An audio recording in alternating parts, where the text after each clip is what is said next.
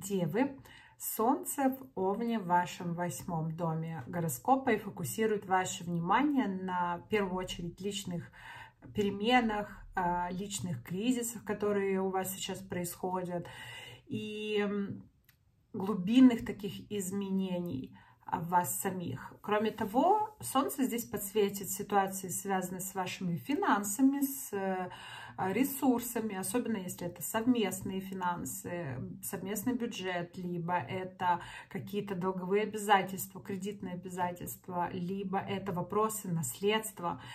На первый план здесь выйдут ситуации, связанные с вашей интимной жизнью.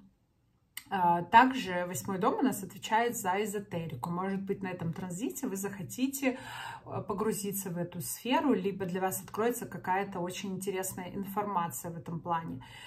В целом, Солнце здесь позволяет провести вам такую серьезную